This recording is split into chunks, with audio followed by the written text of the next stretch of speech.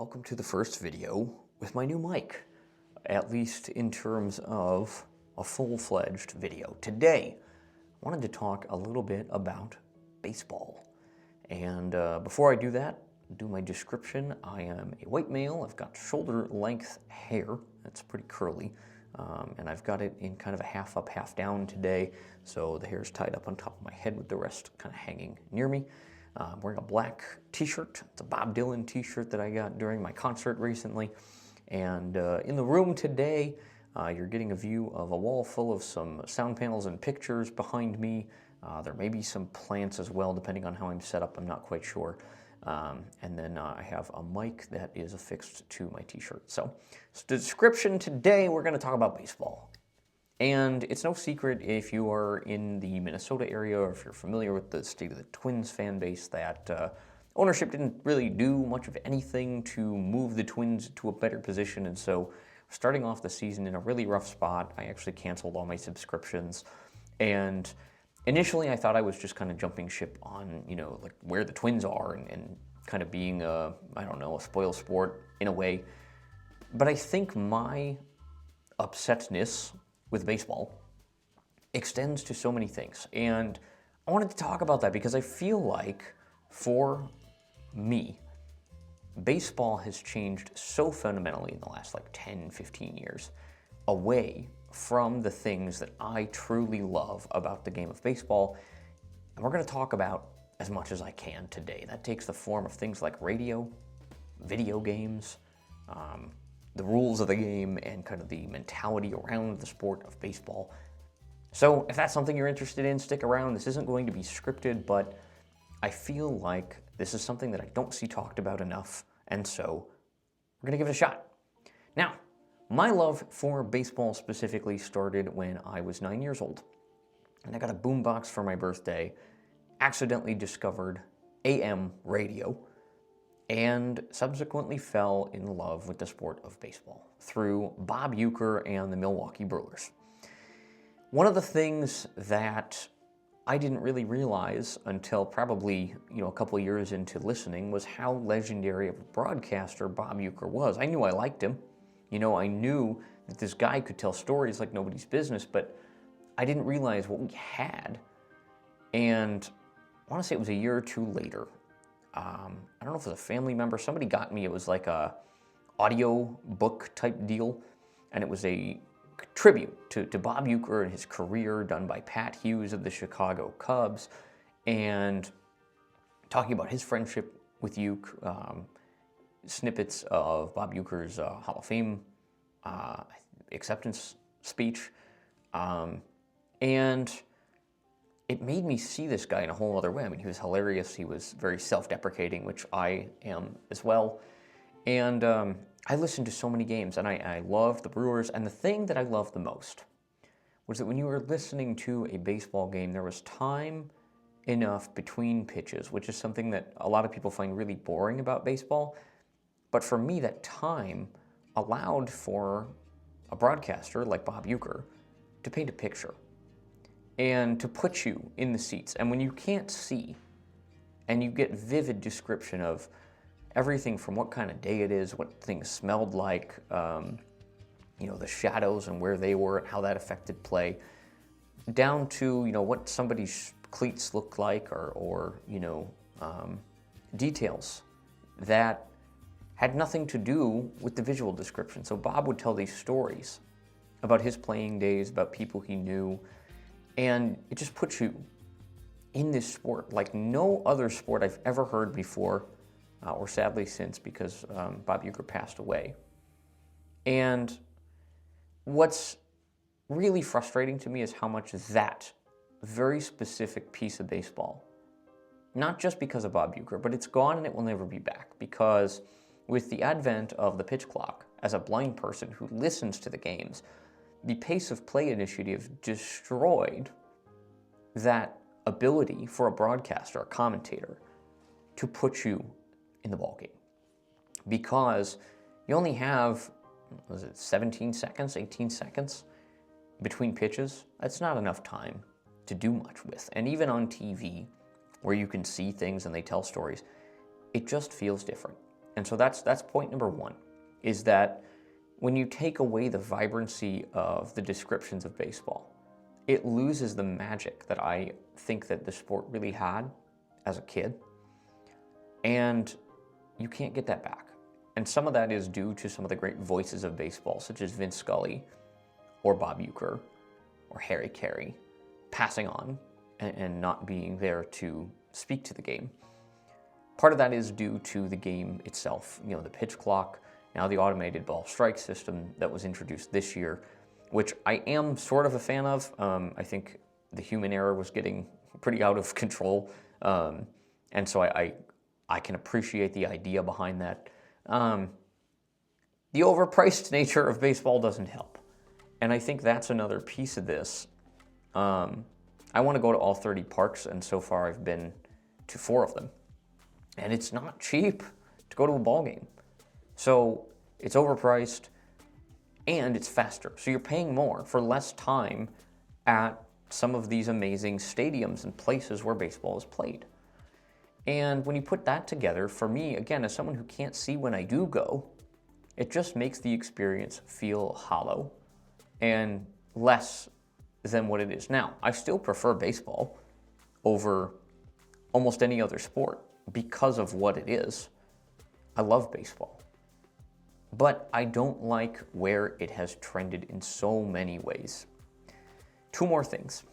Number 1, the video games becoming really stagnant. Now, MLB The Show is a good example. This is the first year in several that I have not bought the game.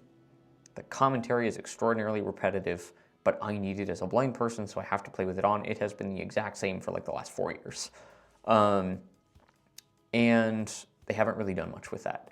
There is so much room for presentation and commentary to tell a story when you talk about baseball. And the video games that are designed to emulate this sport no longer present that experience as it should be. Now, there are some great YouTubers who do, series playing MLB The Show and presenting their worlds, talking about their decisions and commentating over the games that do a better job than the games themselves. And I watch several of those. Here's the other piece of the video game piece. And that is that because I'm so disenfranchised with the MLB, I would love to be able to create my own baseball world. And you have seen, if you followed my channel, and if I remember, I'll throw a link in the description. I have a playlist of a Let's Play that I did of Super Mega Baseball. And that game allowed me to create my own league. I made all the teams. I made the players on my team. They had storylines. And all of a sudden, there was something believable and something real. And I could try to commentate. That game runs a lot faster because it's kind of an arcade-style thing. So commentating over it was tough. But there was this element of something real being present in a fictional setting that had no ties to reality and no ties to the reasons I didn't like the game. And now that game's broken. I can't play the PS4 version of Super Mega Baseball 4 or the PS5 version. They crash on me. It's really frustrating. So I'm hoping that the upcoming Backyard Sports baseball remake that's coming in July, or reboot, I don't know what you want to call it, reset, potentially gives back that spark of having something tangible and unlicensed, and that allows me to make my own storylines with a team. And if there's interest and I have the ability to get it together in time, I want to get a gaming setup going in here and potentially do a Let's Play of that game for the channel. So if you'd be interested in that, or me going back to either Super Mega Baseball 4 if I can get it to work, or Super Mega Baseball 3 and creating teams, that sort of thing, because I am so frustrated by the moves that have been made to speed the game up, overprice it, and then, as if those things weren't enough, the video games are stagnant and gambling is absolutely everywhere. I have the risk tolerance of a bucket, okay? I don't want to risk anything. That was a really bad analogy, but I am moving on. I don't want to bet. I don't care if you want to gamble. I think you used to be able to, some places like go into a bar, do your gambling. If that's something that interests you, please be responsible and get help if you need help. There are lots of resources if you feel like you struggle with gambling. But it's being shoved, I was trying to say shoved and so, at the same time. It's being shoved so prevalently in the sponsored advertising of not only broadcasts, but the ballparks themselves. You know, I wouldn't want to take a kid to a game and see all these sports book things everywhere and for my kid to understand what that is. And no, I have no interest. Doesn't mean that I think it's, you know, the worst thing ever. It is for some folks. I just don't think it should be so prevalent. And, you know, the domestic violence situations with some of the players not being, you know, they're slowly starting to be discovered and accountability is starting to come. But there's just so many reasons for me right now to be not feeling like that 9-year-old kid who could while away a whole summer afternoon listening to a former player paint a picture with a radio. And I feel like baseball has changed such that that will never be part of the sport in the same way again. I'll give you another example. Last summer, and I do have a video on this channel of that trip, I went to Milwaukee for a 3-game series, my first time ever going to a 3-game series.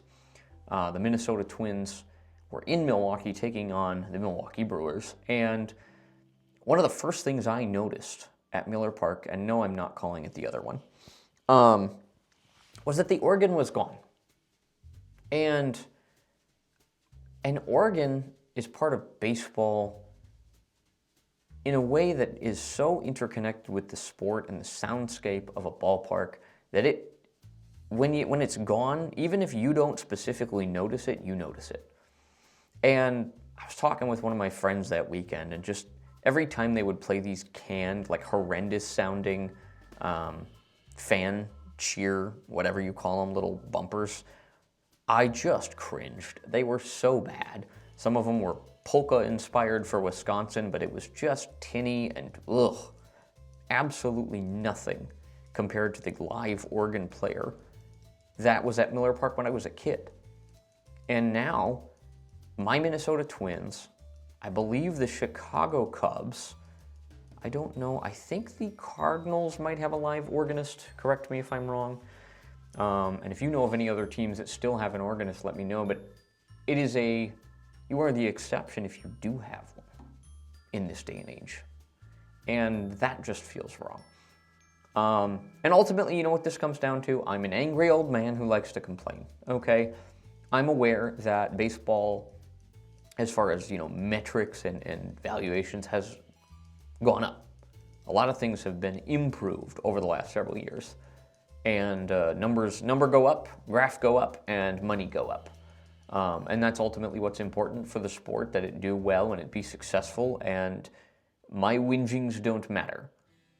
But I'm going to make them anyway, because I will never let down from having these opinions and feeling this way about what used to be not only one of my favorite sports, but just one of my favorite things. So this was a little incoherent and all over the place, but I will hope that it was interesting, entertaining, enlightening. Or you disagree with me and we can hash it out in the comments, because I know that there are a lot of people who like a lot of the things that I don't. So I'm not here to, destroy your worldview. But I wanted to talk about it because going into this season, I'm maybe going to go to 1 or 2 games with a friend of mine who likes to go. You know, we'll sit and have a beer and enjoy the ball game, but I have no interest in giving the Pohlads any money. I might make it to one other stadium this year. I'm not sure. Financially, with the way the world is right now, I'm not planning for it. I'm not planning against it, but I'm not sure. So, thanks for watching. Let me know what you think of the audio with the new mic situation. And if you are a fan of a ball team, who is it? And how long have you been a fan? You going to any games this year? What do you think about what we've talked about in this video? Take care of yourselves. Take care of each other. Good luck this season, whoever you're rooting for, and we'll see you soon. Peace.